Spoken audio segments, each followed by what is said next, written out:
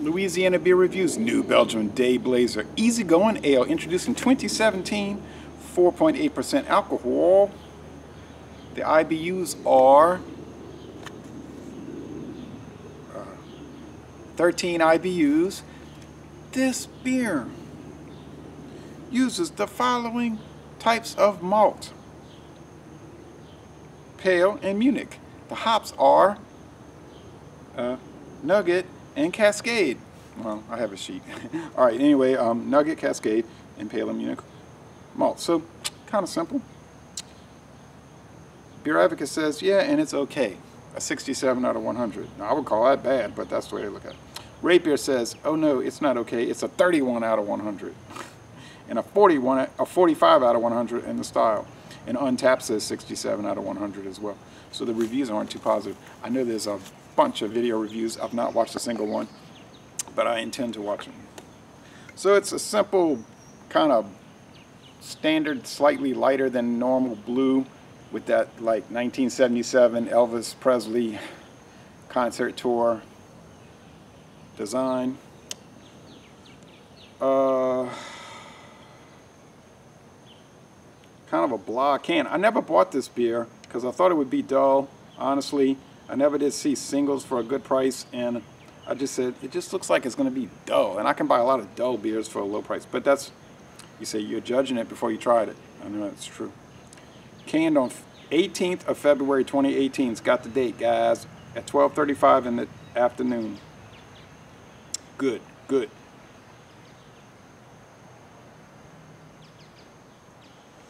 Okay. I could be totally wrong. It might be wonderful. I bought this single can in Mathern's. They had it on sale for 99 cents, so I said, well, heck. It's not, I mean, here we are in May, February, March, April, May. 3 months, that's not old for a, you know, canned beer. Now, if it was a year old, if it was 6 months old, I wouldn't have bought it, but a few months old, yeah. And canned, oh yeah. Oh, you know, white head, kind of golden, yeah, golden, hazy appearance, bubbles, and a whole lot of sediment. I'm sitting in the shade, but a whole lot of sediment. Oh yes, roiling about, powdery, tan, yeast sediment. This says it's gonna have like a honey-like finish at the end. It's reminding me of maybe like, they used to make that Michelob Beach Bum, kind of a session summer thing. Days like this in Louisiana, and our summer starts around April and it ends around October. We get some blazing days. So, here we go. Well, smells good. Pungent. Now see, I had problems with the session IPAs because I found that the body was too thin relative to the hop presentation. Like you get a lot of hop bitterness, but there's no body. It's like people say hop water. That didn't appeal to me. I do like the Founders Session IPA though. That's a jewel. This one is pale malt and a little lemon or citrus something. It may be that honey like they're talking about. Doesn't really smell like the Beach Bum though. That one was a richer aroma, rich. Like yeast. Missed that old Beach Bum. Heck. All right, taste.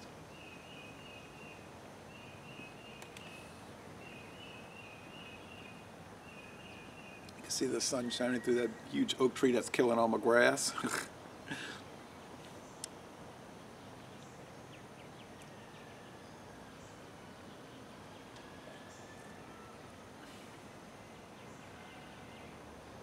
White bread, little yeast, mild bitterness, and I mean mild. Just enough to round it out. No one, and I mean no one, could ever drink this and say it's bitter.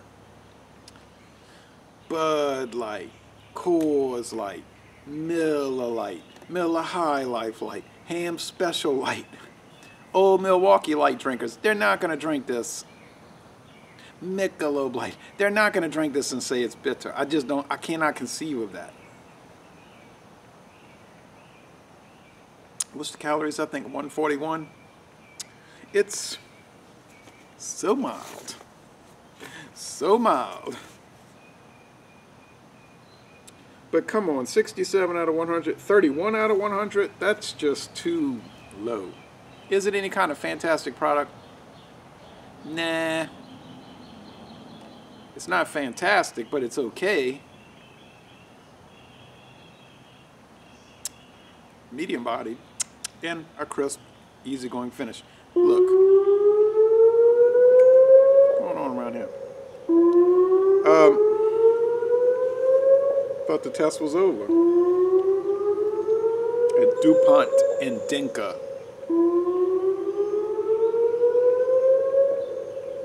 Oh, they only sell this in cans? No bottles.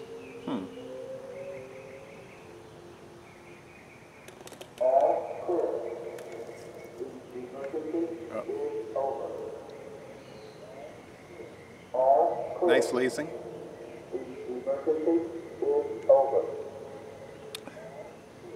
All clear. The emergency is over. I would say it has a little more, not more, but different breadiness, like sweet bread, than say Miller High Life or Pabst Blue Ribbon. Those are lagers. This is a kind of a light ale, light-ish ale. Hey, you know what? It's as good as Miller High Life. It's as good as Pabst Blue Ribbon. It's as good as Budweiser. It's as good as Coors Banquet beer, okay? Not as good as Michelob Original, you know what I'm talking about. Or Ziegenbach, or Michelob Amberbach. Those have a little more richness. Okay, so I'm saying what it's as good as, but the price is not so amenable when you compare it to those, because those, like, I could get Miller High Life for $12.90 something, a 12-pack, $12.90, $7.90 something. Excuse me. I can get Miller High Life for $7.90 something a 6-pack. Used to be $5.98. Remember? I'm not going to get this for $7.98 a 12-pack. Okay? I don't think so. Now, if I could, if it was the same price as the ones I named, and Budweiser, you know, is about $2 more, $9.99 for a 12-pack if you're lucky. If I could get it for those prices, I'd buy it. Okay, but I'm not paying that for something that's really not any better. Different, but not better. It's an enjoyable, regular old type beer, okay? It's an ale, I know, all right. So, but that's the way that goes. So, but I am grading it on its own merits, not really bringing in price and any of that. I would say it's a B+. It's very good. You could say maybe A-. I could probably be convinced to go to A-. I mean, can't say anything's wrong with it. Yeah, it's kind of like the 12th of Never from Lagunitas. Same. I don't know if I could tell those two apart in a blind taste test. 12th of Never ale and this. And I said it was kind of dull. On a hot day like today, humid, I don't think dull is necessarily a problem, okay? And for many beer drinkers, dull is never a problem. It's like right where they want to be. So it's fine. So Les Bon Temps Relais, at least a very good beer. You did a good job. New Belgium, okay? I'm glad I finally tried it. Waited over a year. And I'm going to end this review by saying, y'all come on down to southeastern Louisiana.